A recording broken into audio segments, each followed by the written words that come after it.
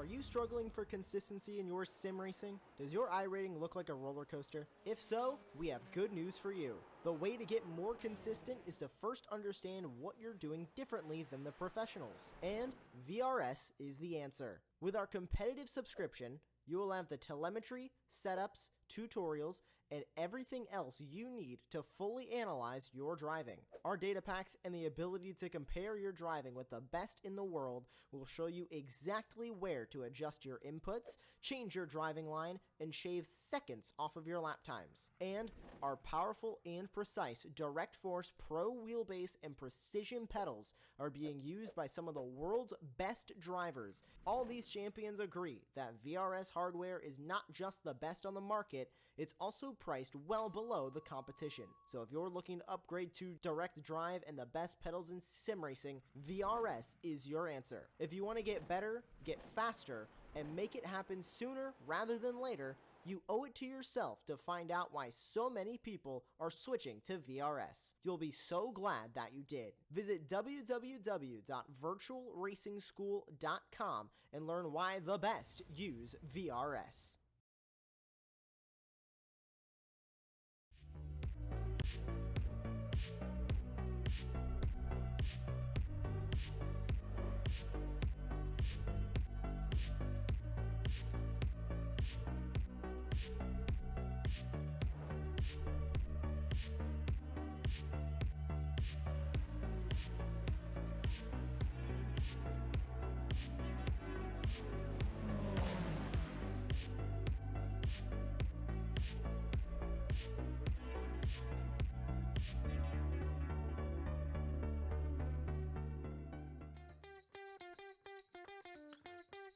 Hello and welcome to this Super Sunday.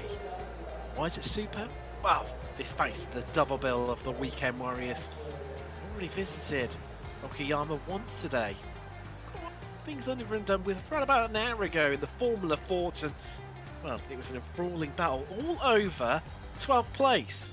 That's what caught the eye of the drama and the excitement. A great recovery drive from Thomas Renders as well, but now it's time for the big grid, the big action, the big drama as the Ford Spec Racers, SRFs to give them by their name, roll into town. The SRF Weekend Warriors presented by Race Voice here on Apex Racing TV. Live from Okayama, I am Tim Cox, who got loose right in the virtual production trailer. As always, I'm joined by the soothing tones of Charles Michel.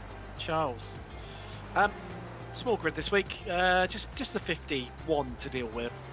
Yeah, it's a tiny grid this week, and a track that's it won't be as challenging as we would see normally for 51 cars. This track is fairly healthy size, and 2 or 3 wide should be no problem because that's what they're going to do anyway. So it's going to be a fun race to watch.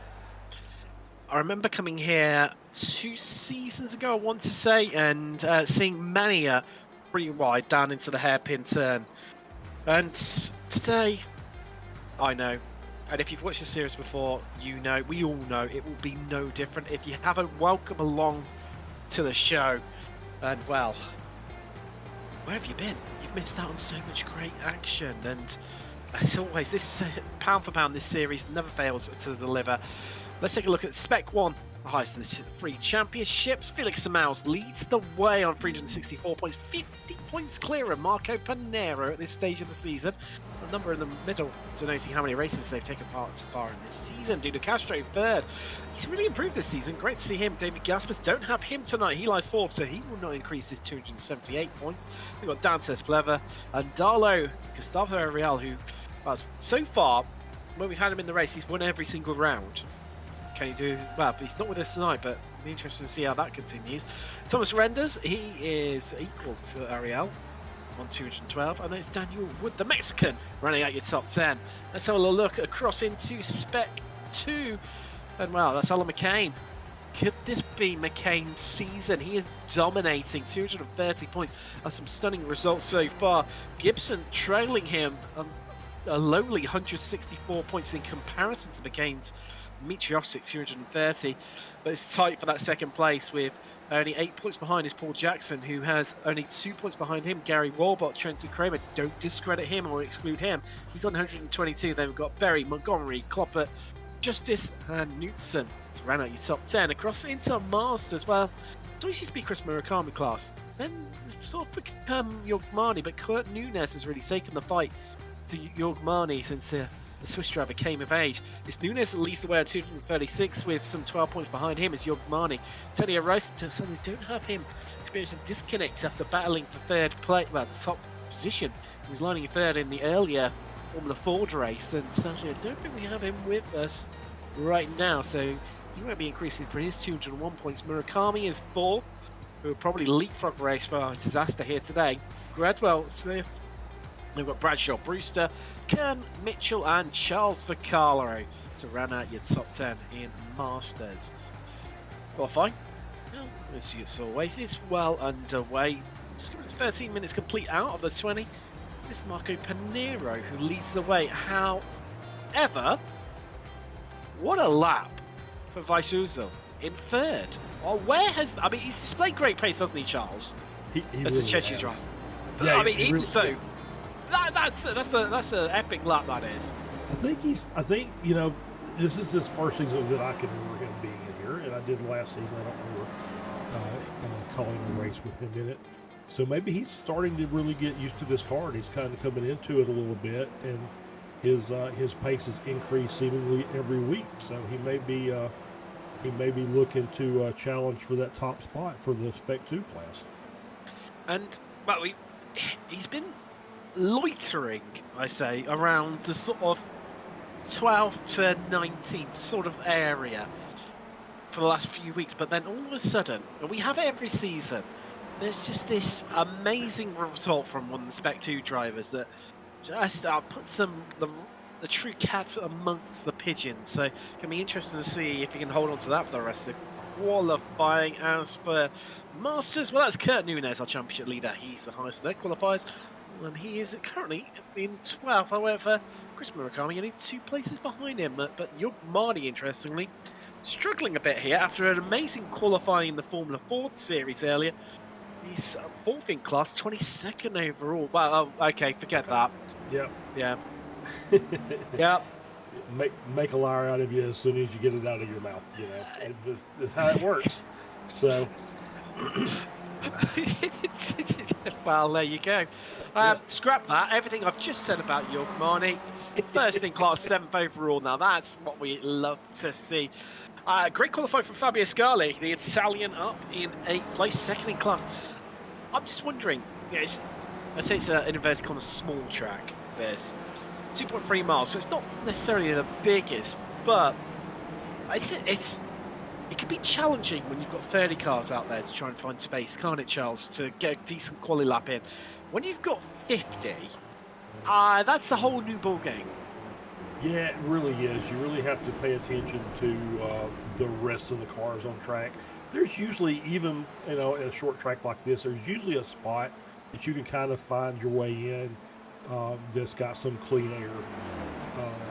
But there's, we've seen it with smaller tracks how they were struggling, and we've seen with bigger tracks sometimes they just kind of step over each other.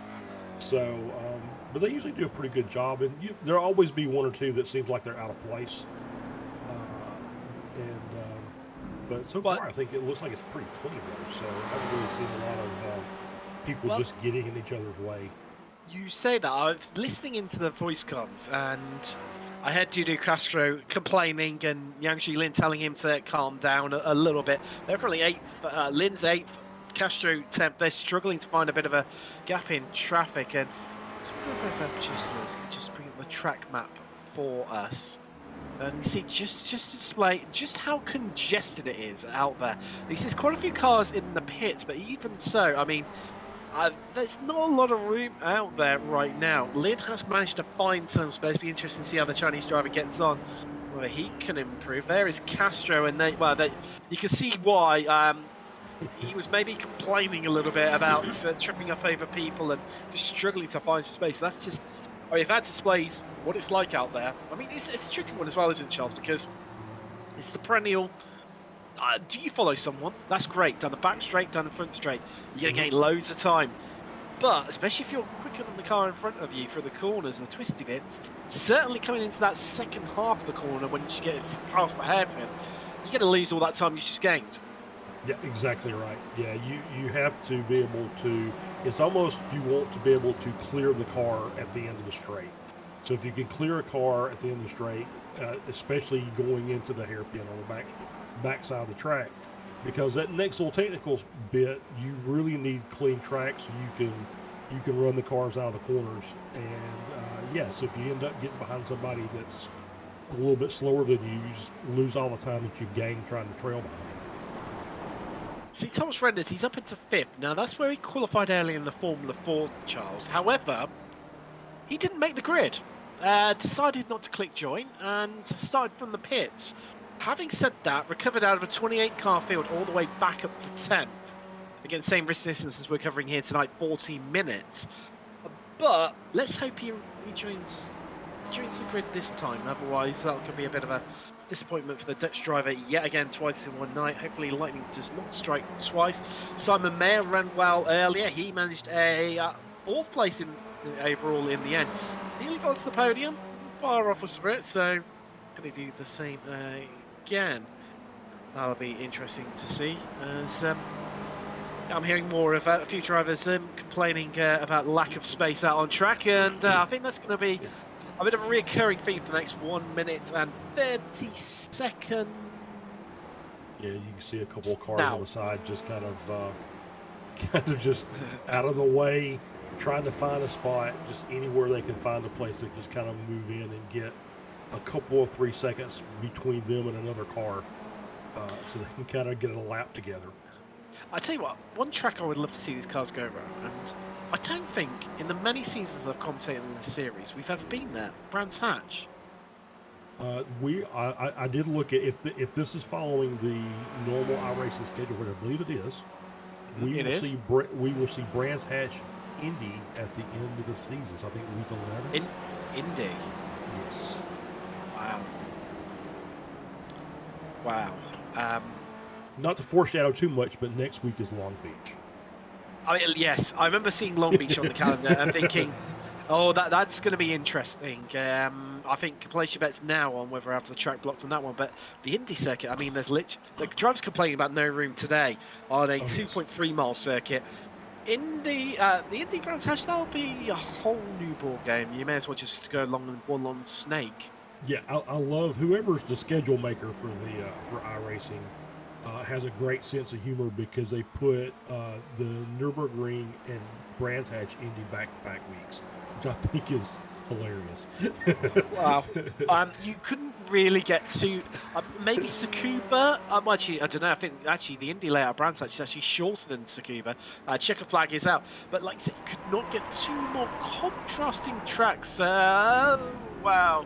Avoided there. I think that's Ed Dirty just having a bit of a spin, and well, that's killed off Chris McCormick's lap, so he's going to have to sell for 60 at least, unless someone pips him to that. And there's still plenty of time. Flavio Darlo there, looks like improving lap. He's been going quicker. Last time around was his fastest lap, 141.37, only 200s quicker than Favini behind him.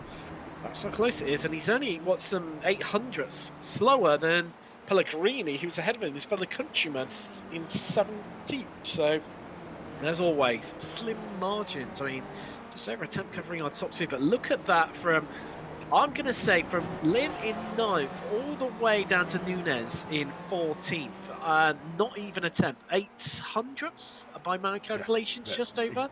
I think that's right. Yeah, 1 second covering the top 25. And that tells you everything you need to know about the SRF Weekend Warriors, isn't it? That's it.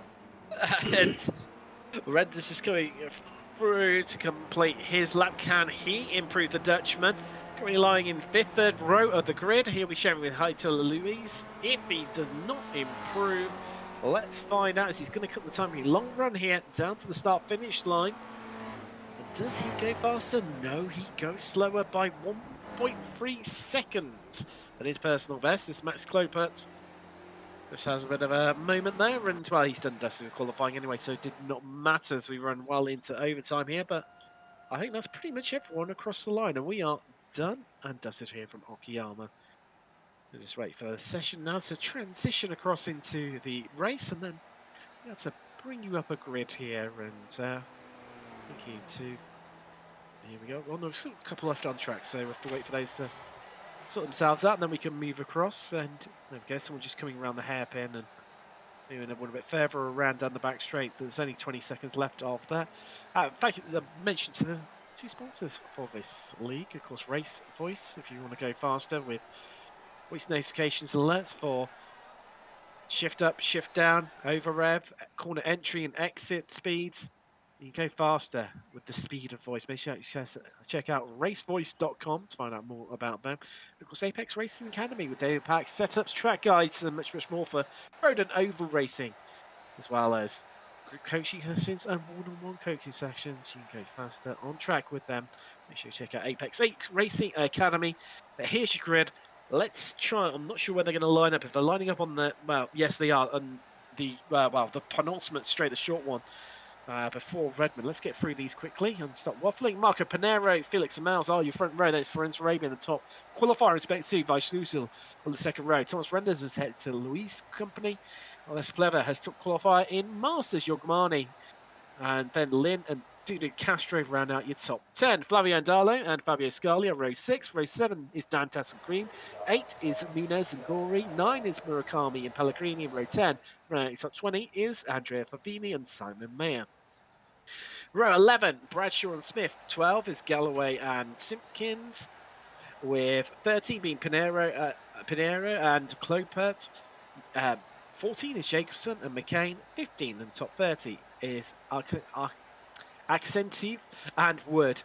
Row 16 is Love and Gould. Brewster and Conti of row 17. Row 18 is Montgomery and Gradwell. Row 19, Gibson and Carvalho. Row 19, yeah, I'm losing notes. Row 20, in fact, is Wubka and Jackson. Camillo and Berry, row 21 with Dirty and Mitchell on 22. 23 is Bob Kern and Gary Walbolt. Jeff Cantor has just Justice for company. And then row 25, we're still not done, is Mark Sherman and Marcel Faglini. And Andreas Bertoni did not set a time in qualifying. He never does. And he just comes through the field. Where will he finish in the number 11? Keep half an eye out for him, starting all the way down in 51st. 51st. And just in time for the lights. Yeah. I like that. That was great timing. Yeah, so the over-under on Bertoni, probably 25. Is that what you're placing in as your sweepstake? Yeah, I think so. 25. I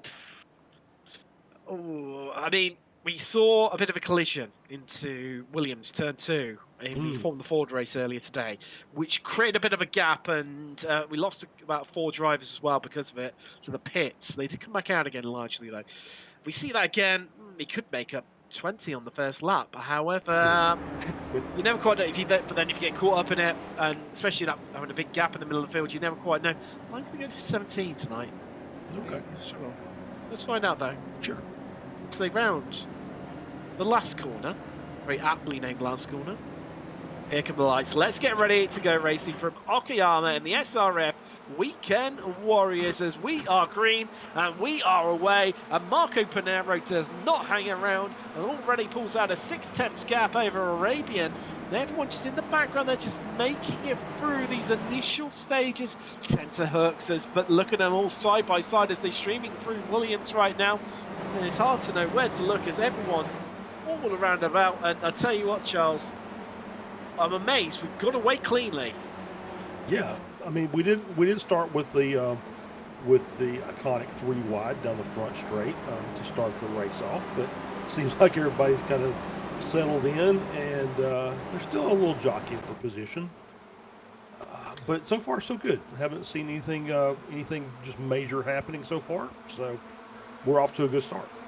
We are indeed, and I can tell you that, Max Klopert's on a great start. He's at 6 places, Dirty's up 7 already. Because we haven't even completed half a lap yet. That's crazy stuff, although Tim Klopert Favini's just getting past on Mayer and Klopert there, but up Mayer. Well, it's our top breakaway group. I say breakaway group, but everyone within half a second of one another, from second, all the way down to 14th. It's one long train here at Okayama. Everyone just biding their time a little bit. As I say that, just ahead of it, I think that's Mike Galloway on a bit of a... No, sorry, it's Christopher Smith, sorry, on the attack there. And Vardy seems to be trying to get the move done. This is going to be tight as we head through Mike Knight down. Oh, there's contact there. Smith comes off okay, but it's Max Glober after that great start from him, and he falls down through the order. Well, you see him in the background there just getting going, but I mean, when it's this big long line like we see right now, what a sight to behold. You're just back down to, you're right down to the back, and well, he's all the way down into 49th now. And let's take a little look at how it all unfolded. And did he touch the grass on the outside, which sent him into Smith? Yes. The dreaded iRacing grass of death strikes again, Charles. Yeah, it happens a lot with the grass and iRacing. Just there's no grip in it, and so as soon as one wheel makes contact, you're just in for a wall to hurt most of the time. I mean, having said that as well, yeah, to see, of course, in the IMSA race from Sebring this year. The LMDH has just completely slid across the grass iRacing style, so you do have to question actually just how true to life it really is. But two wides at plenty down into the hairpin, and getting moves done there was, I think it was, well, Woodcock just, well, he's being even more optimistic here through Roll Volva and through Piper, getting the move done there on Camillo. So I think it was also Ian Gibson just ahead of him getting a move done too as well. Nice position climber so far. I think there's been an instant ahead. Yes, there is a 3-1-3 caught up in that one. Montgomery, after his great start, disappointing for him, and also Andrew Love caught up in two. I mean, they two had a great battle earlier on in the Formula 4 and didn't come to blows, but come to blows in the early stages here today in the SRF. And, well, is this going to be a bit of a scent, Charles? Oh, yes, that was definitely... Oh, well, so somebody sent it, but I think the 313 reacted to the car that was sending it on the inside. I couldn't catch the number, but I think he just kind of checked up, and Love Behind did not. But I think it was definitely caused by it was definitely a reaction to the car diving up the inside. Well, good news, Charles. Andreas Bertoni is about not far off about making a fall off me. He's at 15 so far. I think I said 17, and you said 28, didn't you? So I think he might win the sweet I think 25. We'll see. We'll see. There's still plenty of racing left to do. There is 35 minutes. Yeah, we're only a tenth of the way through the race. I say that it's only 4 minutes in, and well, there you go. That's going to be another move for him. That's Philip Berry, the Australian, being dispatched off there by the Uruguayan, who's carried a bit of damage to that front right corner, if my eyes don't deceive me, Charles. I see that damage also. Kind of interesting how he got that, but doesn't seem like it's hurting his pace very much. He seems like he's able to work his way up to the field quite well so far. A quick job from the Uruguayan. Always a bit of the, well, interested how far he'll climb through the order as he always starts from the back. Meanwhile, a bit further up through the grid, well, there's still, wow, Vaishnavis's just starting to drop off right now. That great pace in qualifying has not translated to race pace, so they still leads his class by, well, a country mile, because Fabio Scali is second in class. He's all the way down in 15th place right now. It's the 24 machine. And that's, I mean, 11 places, that's some time to play with. However, just forming this chasing peloton pack is Vaishnavisl. Does have a less believer behind him, his teammate at Core Team. Our top three starting to break away now. Pranero, Arabian, and Felix Samals streaming away. As we mentioned, 1.7 seconds, so they're taking quite a bit of time. And I mean, surprised as well that not been able to get through the pack of being Lynn. Lynn has dropped off a little off the pace in recent seasons. Certainly, Yorgmani and Dida Castro have been strong as well. I think Les Blevers gone for the overtake behind, but you can hear, managing that gap. Bit of fuel saving maybe going on from Felix Smells as well into the braking zones. I think you're right. And I'm wondering, as we talked with Gaspers last week, I'm wondering how much fuel saving even the leader is doing in a race like this at the start. Because it seems like this, the guys that are up front are conscious of the fuel basically from the start of the race. They know what they got to do and what number they're trying to hit because they just want to make that pit stop as short as they can. I'm on with Zidu Castro right now, currently lying in 10th place is the Brazilian. Frustrating in qualifying, he's got Yukmani ahead of him, leader in Masters, 9th overall. I like the battle in Spec 2. His closest competitor is Kurt Nunes, who's currently 12th, so only, what, 3 cars behind Yukmani right now, and 2 behind Zidu Castro, who we ride on board with, and I see maybe feeling like they should be up at the top, fighting with, and well, heading off into the distance with Panera, Arabian Mouse. Maybe Vaisusa just feeling, you know, that switch around between himself and Les Pleaver. Being teammates, Pleaver maybe feeling like he can drive faster. And I tell you what, it's working, Charles, because the gap had extended out to about 1.8 seconds. And now hauling them in, they've taken 2 attempts on, well, the last 2/3 of a lap, I would say. And start, you know, Pleaver's bringing Vaisusa along with him for the ride. Thomas Render's coming in too. And I think Lynn's got past Luis. You can see that gap opening up, and he's not wanting to hang around. And Castro tucking into that same side with him as well. And Luis hung out strong on the outside. Could have a train of 3 cars streaming through as we're going 2 wide in the background as well. Castro backs out of it. Lynn's looking up the inside there. And can he get it done? I think he might have just about got it done as everyone making their way through their 5AO download back in the pack. Well, it's a little off track there from Monty. And one behind them as well. I think that was Pellegrini. No, oh no! No contact. Yeah, Monty and Castro. Oh no! Oh, as everyone has to scatter left, right, centre to try and avoid them. And some cars making it through, some not so much. But that's really broken up the landscape of how everyone was battling. So what happened? Marnie was slow off the corner. Castro moves to driver's left. Has it? Oh, and they all just converged on the 45.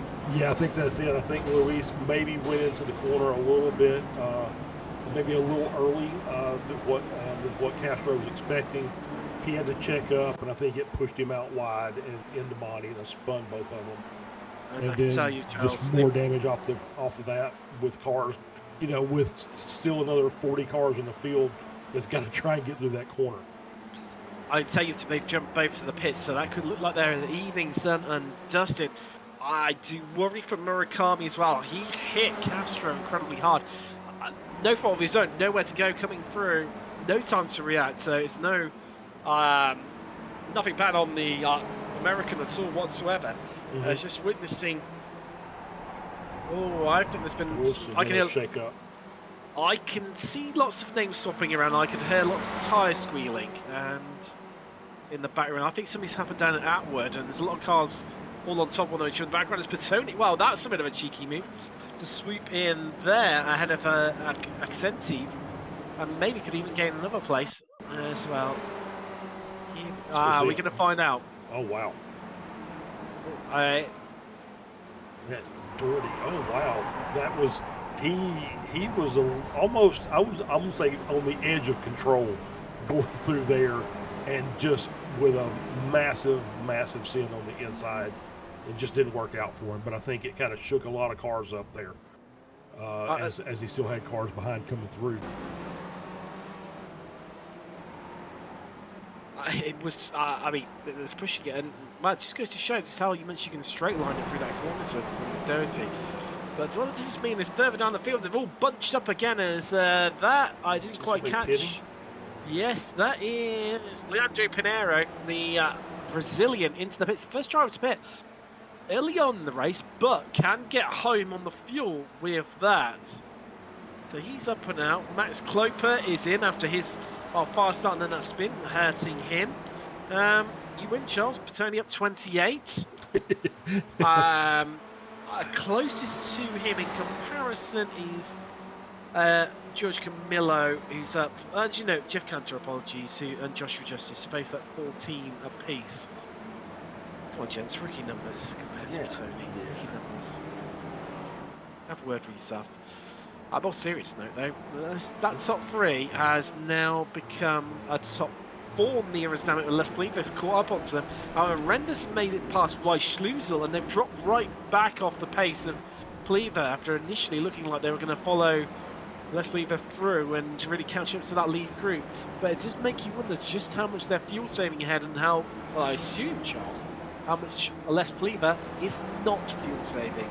Yeah, I don't think so. I think he wants to be up with that front group, and obviously, I think Renders and Schlusel also probably want to be there. I just think Schlusel just not quite the race pace of his teammate, but he's just trying to hang on using these big draft trains. As long as these cars, they're within a second and a half of Pleva in front, so as he gets up to the top 3, he'll slow down a bit and match their pace. And I think that this train, as we've seen over the course of the season, it kind of shrinks and grows during the course of the event. Murakami Smith and came into the pit. Sorry, Charles, I thought you'd finish your point there, but it was your long soothing pause and calmness that brings to the booth. That's curious. Go on, I'll finish your point, please. No. That was as good a place to finish as anything. So. I don't like cutting you off. No, it's okay. It's okay. You know what? We don't step on each other that much, to be fair. So it's fine. It's fine. It's only when one spotted something dramatic happening or like the other. I'd tell you what, Panera and Arabian are scrapping away over second place. They've swapped around and then back again. Suki's swapping around and back again. This is a lovely little battle happening over Night Blessed Nunez. Now, of course, your leader in Masters. That just, he's obviously leading the points. So obviously he's having a really good season so far. So it doesn't surprise me he's up near the front. I'm surprised Luis is still out there. He was involved, I guess, with the Castro and Monty, but it doesn't look like he's had any damage to the car. No. So it looks like he's able to just keep circulating. I think he was a bit of the perennial iRacing meme, the person that, I say caused it, he didn't truly cause it. They were just so busy having their own battle behind, they nearly ran in the back of him and then had to take evasive action not to, and then killed each other in doing so. But I remember having it at doing the Indy 500, one guy just didn't get going off one of the restarts, and caused a 15-car pilot behind him, which I was involved in. And he carried on, set up the road, and was completely fine, whereas everyone else behind him, we all had to retire. Yeah, that sounds right. Yeah, that's right now. Yeah, it seems to be how Louise is currently experiencing, but he wasn't the cause of it in that dramatic sense like I experienced. I say, well, let's play that. That is some cracking pace from the Cheshire driver. It's been lapping.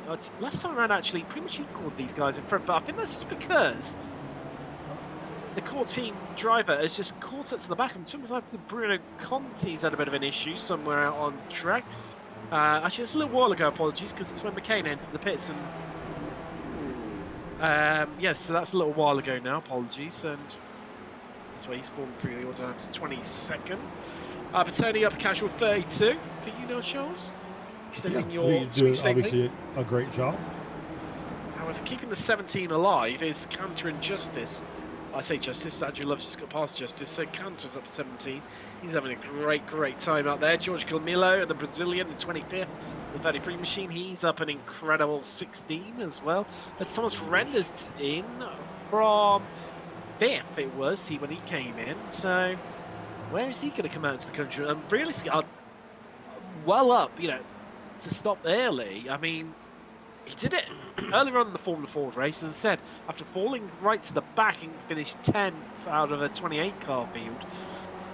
Now, based on those numbers gained, he'll be in roughly about -11 by the time he finishes that race. If that's sort of same sort of game. But looking for the undercut here again as he's up and running again, maybe spotting a bit of a gap. Yes, he has. He spotted a lovely little gap in traffic there to pull himself. Well, I say that I didn't see this great big sweeping line of cars that come out in front of him.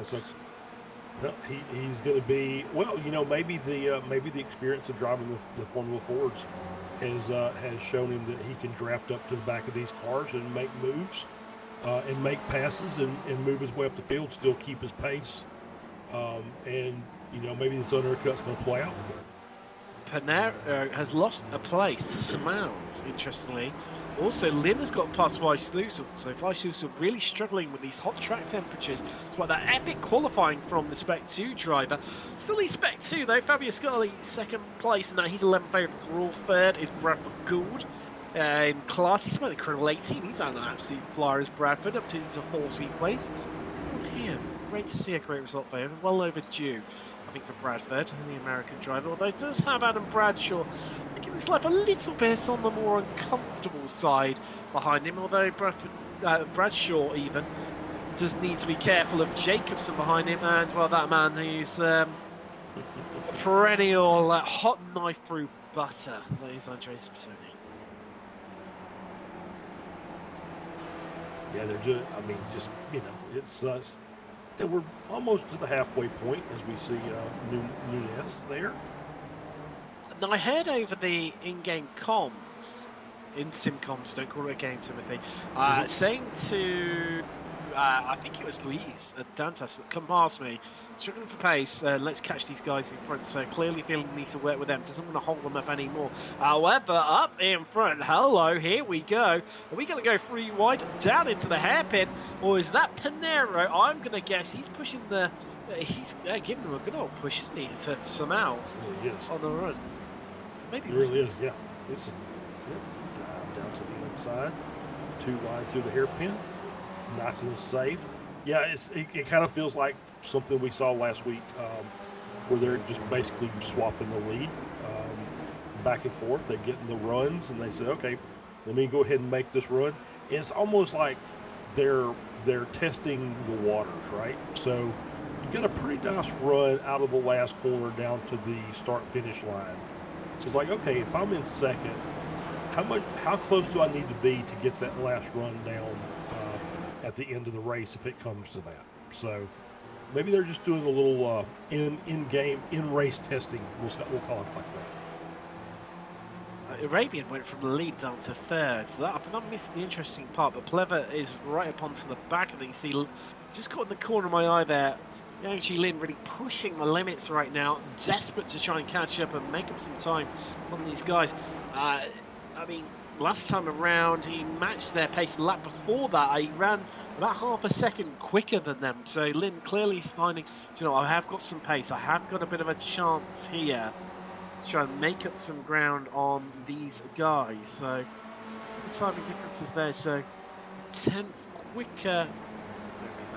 Aren't I? Yes, last time around than Plever. And, well, lost half a second though. Actually, no, it's the opposite round. Gained half a second did Lynn over Plever on lap 10, but last time around, lead group were a 10th quicker. But this is not over and done with till the Fat Lady sinks. We're approaching half race distances. Yeah, I mean, Plever just had a little look to the inside, and Arabian, I don't think you're going to do it yet. So I think probably Plever is probably just content to just ride in fourth. That's what I was going to say earlier, but he looks like he's a bit racy. But he's probably just thinking, okay, I caught these guys. Let me save a little bit of fuel now, so at least I'm on even terms with him when we come to the pit stop. As things stand at the moment, Plever will be on for his best result of the season. If he can maintain this, and that's going to be interesting to see. And like I say, Charles, just maybe trying to get a bit of fuel saving into this, as definitely the sun has gone in. Yeah, it's cooled the track down a little bit. We dropped a couple of degrees Celsius off it, down to just 40. Just 40. It's still incredibly hot out there. Yeah. Still incredibly hot. 25 ambient here in Okayama. That's what? About 80, I think, Fahrenheit? 25 Celsius? Yeah, so around in that area. So, yeah, mid-80s, I think. Yeah. As you can tell, we're both fully conversed in how to translate Celsius to Fahrenheit. It's just too much for me right now. No. you understand Imperial, I understand metric, and between the pair of us, we can't converge and communicate and convert. But but 25 is around, I think, 78 to 82, somewhere in that neighborhood. So that's about right. yeah, we weren't far off. We weren't far off, but Zero isn't far off. Panero, he's really stormed past some miles there to get them. We've done well ahead of the braking point. And do you know, earlier on, when Arabian got overtaken through this sector of the circuit, a really high IQ move, just tucked straight back in, not to lose any time from battling. And that's almost horrendous. Well, talking of battling, I mean, Desperate came in very early, lap 9. Came out behind that train and desperate to try and make up some ground. He's definitely working his way through that train, because that every one of those cars were in front of him. And so he is actually doing a pretty good job of working his way through all of the cars. As we see him with a little Jackson there. Yeah, it's having a little battle. Woodcourt. Nice little move there from Jackson. Oh, Red Dirty's just had a bit of an incident somewhere. As Daniel Woods got past him. So that was seven or eight cars in that group, and Renders is now in third in that pack. So let's take a look at what happened. Oh, outbraked himself. Yep. Was there a fair bit of contact here? I mean, he's pushing hard. Oh, couldn't tell if there was contact or not, but he was definitely on it, trying to stay in front. And I think he's just too much throttle coming out of that corner. A little too much mustard on his hot dog there, I think. I think that's right. And I'm trying to think of the point. Yes, I'm back to it. We were talking earlier, obviously, about, you were saying about those gains that Thomas Renders has made. I know, guys, being a multi-class endurance racer yourself, Charles, it's all about those net gains, isn't it? And how you manage that traffic and get past them while going for a move like a big undercut like this. I've seen Bradshaw and Jacobson going to remain where they are. Jason covers that. But yeah, it's all about those net gains, isn't it? And yes, losing a bit of time to a car while you're passing them, but making sure you make up for it overall. Exactly right. So yeah, you're always looking for the clean track, and if you're undercutting, you want to make sure that you either find a nice open spot where there's very little traffic, or at least, if nothing else, you're at least not battling with maybe lap down cars in the class, but you're more battling with the lower classes if you can, because you can generally line those up and make those passes fairly easily. You get into some lap traffic for your own class, and they're not always keen to let you go, especially when you're, trying to put another lap on them. That. So yeah, it's always important that you should be watching your track map. Say, okay, if I go in here, where am I going to come out, and what I'm going to have to do to make up make good time on the track. Here we go. Up the inside goes Renders. Well, that's down into...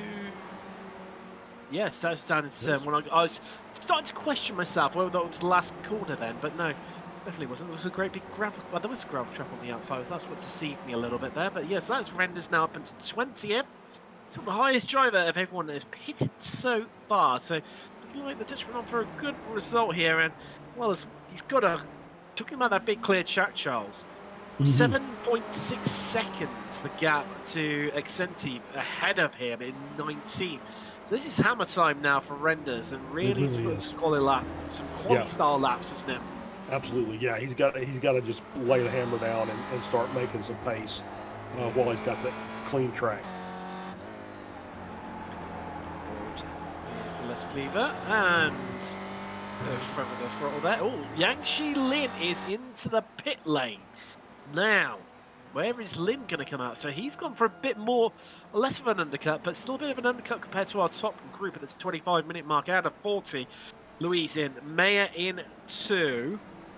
Now, Lin and Renders, I think, should come out well behind Lin based on where they were, but it's going to be fascinating to see where Lin comes out in relation to Heitor Louise and Simon Mayer.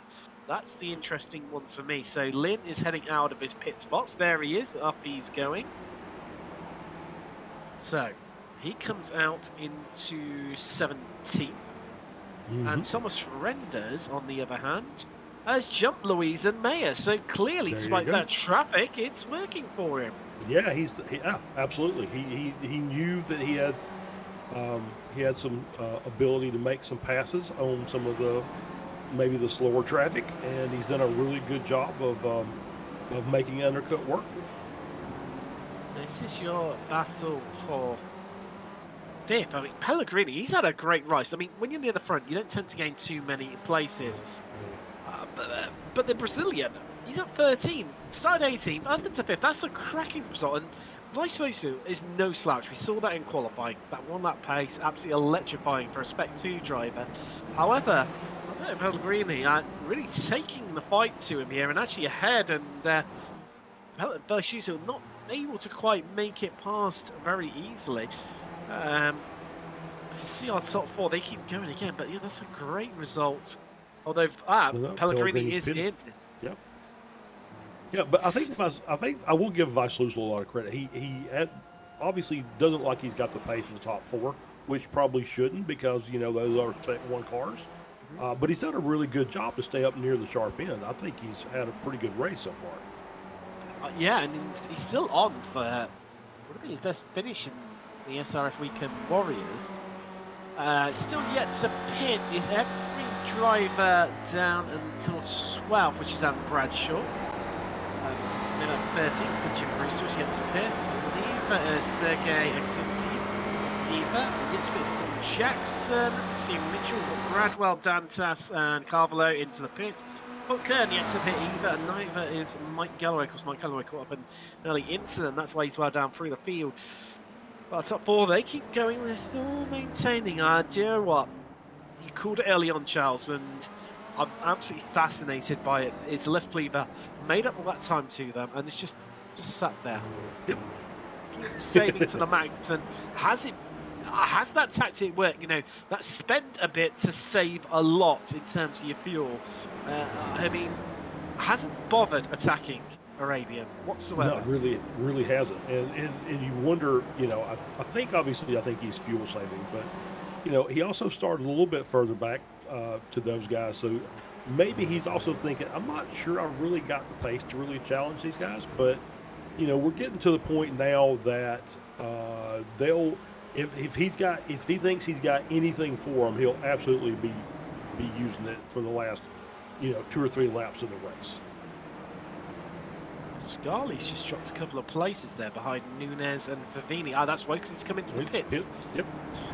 That's another one into the pit lane. As we see Lynn, of course, your top driver who is pitted. That is Brewster just ahead of him.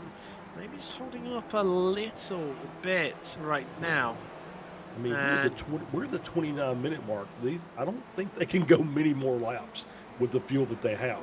I think in the next 2, I think everybody's going to be in. Longest I've ever seen in this series someone go without pitting was, I think it was the 37-minute mark, I think, from memory. I mean, that is ridiculously deep and a lot of fuel saving to take you there. And that was actually on the lead group as well. So it is possible to go very deep, but don't tend to see it that often. This definitely seems to be holding up Lynn right now. Renderson came out only about a second behind Lynn, has dropped back a bit. He's some 8 seconds down the road. That's a big old margin between those two right now. It's just seeing Brewster. Finally, Lynn makes his way past. Gets the move down into the hairpin. Job done. Brewster gets a pit. He's at 20 and. Smells. Yep. And name it now. Pleaver, interestingly, did not follow, and is now in a bit of fresh air. I don't know, Charles. Should he have followed them in, or is it hammer time close up to Panero? I was going to say, I think it may be hammer time, close up to Panero, and then save if he can for another half lap or so. But he's got to get there first, obviously. So yeah, it's going to be one of those that how deep are they going to be able to go? How much fuel has he managed to save, kind of riding in that fourth position? And how long does he really want to stay out before he comes in? Because I think those guys, they're coming out, as you can see, they're coming out clean track. Well, look who's just crept up on behind them. That's Jiangxi Lin. He was well down on these guys. I know he's only a second behind Arabian. Although Samals has got a big jump on Arabian. He made up about 3 seconds during the pit stop phase over the American there. So that's a cracking bit of strategy there from Felix Samals. Definitely been able to save a bit more, though. Is tucks up right behind Bradford Gould, so will be held up a little bit. Apologies to Andres Bertoni. He made it 43 places in the opening stages. Now just up 33. I'm sorry for criticising you with my 17 estimate. There he is. Got Murakami just in front of him. He's just fallen off pace a little bit after a good start from the American. Still third in class, though. Nunes still leading Masters. Brewster second in class, though. Brewster is yet to pit, so he will fall down. In terms of Spec 2, leader in, though. And Plevo. Yep. Yeah, they are both in. Weisslusel, yep, going to follow his teammate in as well. So the two Cheshire drivers into the pit. Nunes is, yeah, so he's peeling off.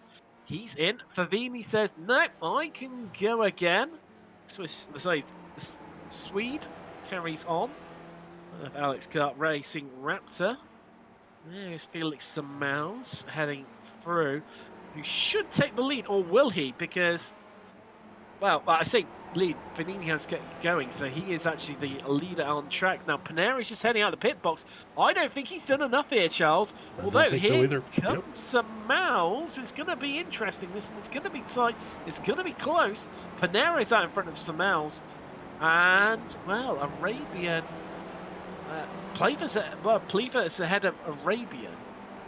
But they've both lost. They've lost time net to Panera and Samals. Certainly has Arabian. Arabian had a really lengthy pit stop, didn't he? That's what I'm. Yeah, I'm looking at the timing and scoring. Panero, 8.7 seconds stoppage, 38.6. Samals 41.5. Arabian 44.4. I think that's where your time difference is. But I'm looking at some of these pit times. They didn't take a lot. 8.6, 9.6. But Charles, look at the clock. I know. 6 minutes left. Yeah, and I've seen drivers do this before.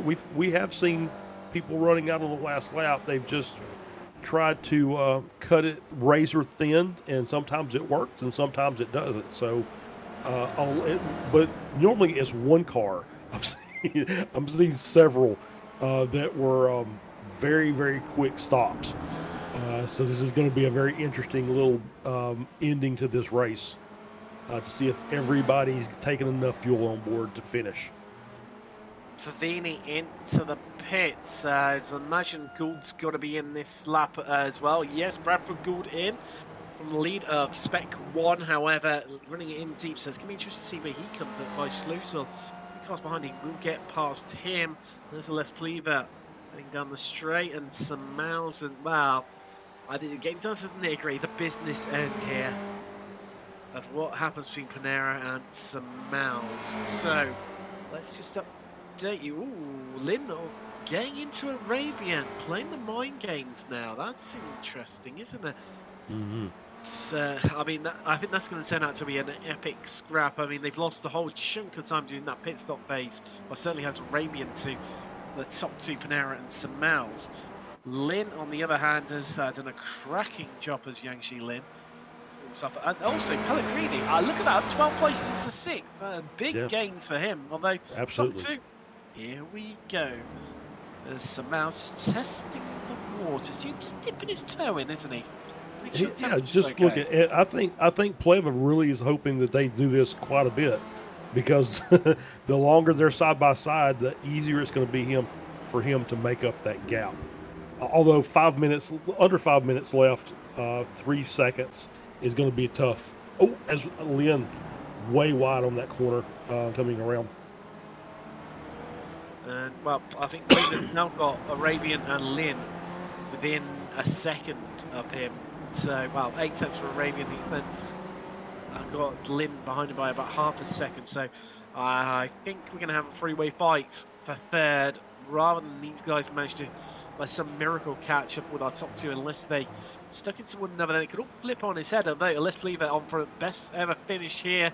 As here we go, somehow. Oh, it's the mind games, isn't it? I was about to say, here we go, lunge up into terminal.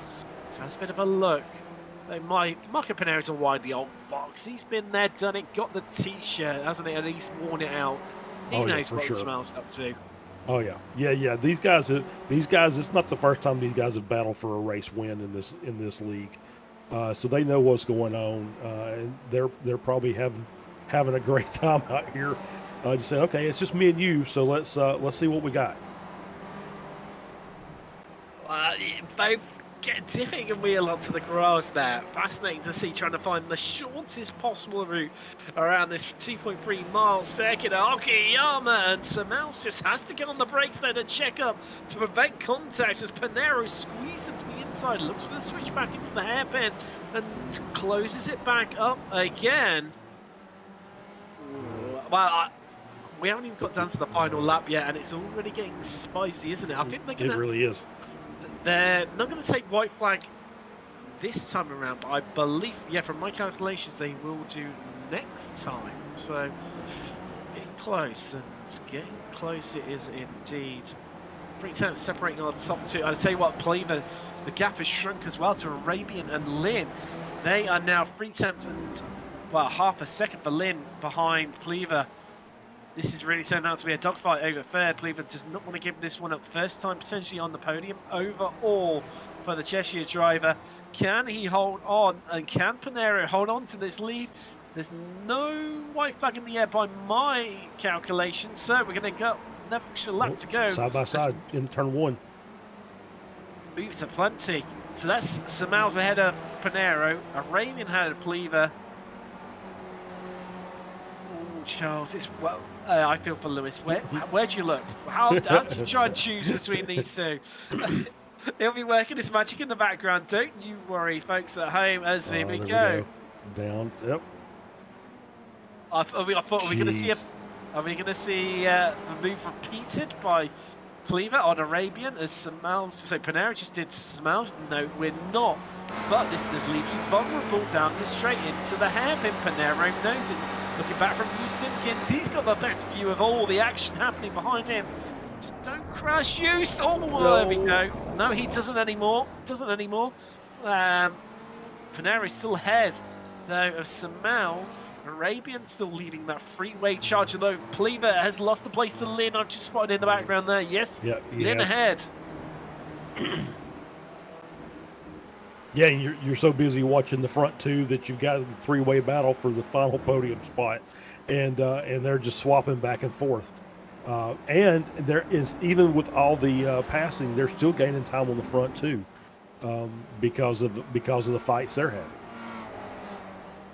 It makes you wonder if they just didn't fight at all, what could have happened? How much more time would they have taken out of that top two? But I mean, as we come out across through to the final lap, white flag is in the air. 1 lap left to go. Here from Okiyama. Smouse cases it up. It was half a second across the line. It's now 3 attempts into the braking zone, but hasn't run in too deep. A little bit. Pinero just pulled it out by a couple of hundredths. In closest to that 4 tenths mark, but then loses it again. It's yo-yoing his back and forth. But Smouse is reeling him in right now. To the brakes here. Here we go. I mean, you know exactly what's going to happen here. Pinero can hunk the inside for his dear life, like his life depends on it. Like his newborn baby. And, well, you see exactly the same thing happening in the background there as Lynn just getting behind the 377. I think it's that Bradford corner, I can't remember. Lock up. Smells and just holds on to it, although he's going to run a bit wide, and I think that just might hand this to Pinero. I think that may be it, unless something drastic happens. Well, there you go, 1 second. I think Smells knows it's done and dusted. Let's look in the background though, and I don't think Lynn is going to be able to catch Arabian. Murakami and Favini having a good scrap, and like what Bertoni in there as well. They're all swapping around left, right, and centre. They're all on top of one another, further down through the field. But as they come through like night and then head through the last corner, it looks to me very much like it's going to. There he is. It definitely is a win for Marco Panero here in Okayama. Samao second, Arabian going to run out your podium. Lynn fourth and Pleaver, Les Pleaver, gutted for you. Could have been your first time on the podium. It's still a great result and I mean, the best finish as well, or at least equaling for Les Pleaver in fifth. Pellegrini, great drive from the Brazilian. 12 places into sixth. By Sluzel, great result and your winner in Spec 2. Now, look at that stream coming through behind you of 4 or 5 cars. They're all across the line, left, right, centre, weaving, trying to break the draft. Who's going to get that one between Nunes and Fernini? Well, Nunes wins out in that little battle. As I'm just looking in the background there, it's all the close action that we have got.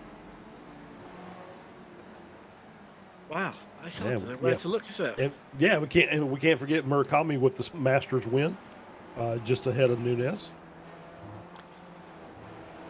Yes, but I mean, Kurt Nunes led that for quite a while. I think there's now from looking at this, Charles, because I know that Andres Bertoni was in and around there. Now he's come over the line in 39th. We're about to, so I think actually no, he's jumped to the pits. I think so. I think they've all had a bit of a coming together somewhere. That's definitely what it sounds like. My Spidey's, and I'm looking through the log here. Incidents, and I can see that he came off track and then back on at some stage, and I think I think he's had an incident between himself, Heitzer Louise, and Jeff Cantor, because there's crash written across our event logger here. So here we go. Let's find out. Well, I can see that they're all trading places all over one another. There's Bertoni up the inside. 45 covers them up and then loses it on the grass. Oh, and then catches him in the rear. There we go. The 944 caught up to... There we go. That explains that one anyway. It does. So, and see, we talked about it. He was... Bertoni was up. He only ends up plus 11 for the race because of that. Oh. So based on a sweepstake, technically I win it, although it was a poor one. I mean, it was up about 38, I think, before that point. So we'll give that one to him. I'll allow you to win that one, Charles. But let's take you through some classified results here from Archiadron in the SRF Weekend Warriors Round 5, presented by Race Voice. Marco Panero takes victory. Felix Mounts in second. Forenza Arabian completes your podium. Yangshi Lin, great drive from him for fourth. Let's finish from Les Pleaver coming home in fifth. Alberto Pellegrini set up 12 places. Great drive from the Brazil paired Total. By Schuzel, your winner in Spec 2, an inspired driver. Great qualifying from the Cheshire driver. Finished seventh. Renders pitted early, and in the end, I mean, we forgot about him and all the drama and excitement that's happening. To come home eighth, that's a great finish from the Dutchman. Dantas was ninth. Murakami, your winner in Masters and rounding out your top 10. And it was Kurt Nunes, Favini, Panero, Luis Scarli, Andalo, Wood, Gould, Jacobson, and Christopher Smith rounding out your top 20. Bradshaw, Mayer, Accentive, Brewster, Cloper, Berry, Galloway, Jackson, Gradwell, and Mitchell taking with the 30th. Then it's Gibson, Love, Camillo, Warbolt, Justice, McCain. Disappointing for him. He had a great qualifying. He's come home with a 36th.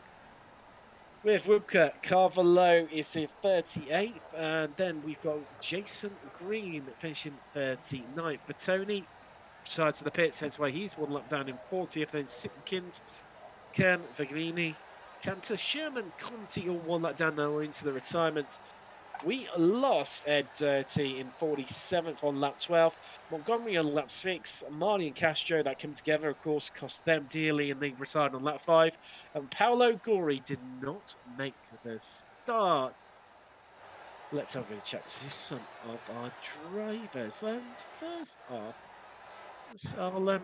I'll save Chris McCarthy for yourself, Charles. As two Americans can have a good chin wag. Sure. And now joined by Felix Mouse. Second place here today, Felix. I mean, not a bad result realistically, but it could have been the win. I mean, Yes. that strategy works out a treat, didn't it, around the pit stops?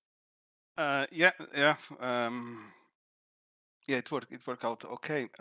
So I let Marco go by, and it was good for me to save fuel for a while. And as you said, so I was happy when I saw Marco coming out of the pitch just so within draft reach, so I knew I could keep up with him. I think he was on raw pace. He was slightly faster than me, slightly quicker than me.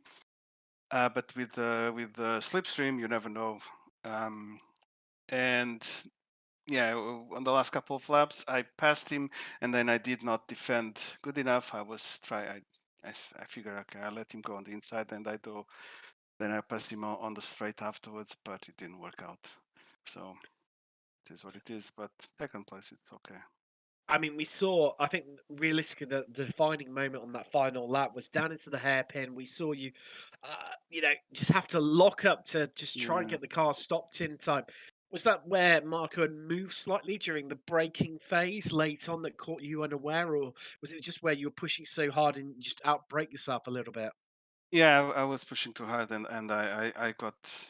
I was thinking, what can I do? What can I do? And at the same time, I kind of slightly missed my breaking point, and then that was too late. And then I already had made a slightly mistake on the same corner on the previous lap. My front tires were overheated. Then it was just understeer, so I couldn't do anything after that. So, Well, yeah. but I mean, hey, it's one of those things you tried, and if you hadn't have tried, then you would have wondered what would have happened. So, I mean, Exactly. congratulations, Felix Miles of Type 116 Motorsport coming home second here today from Okayama. Charles, Chris Murakami for you. Chris, hey, P10 Masters win. Congratulations. Oh, thank you.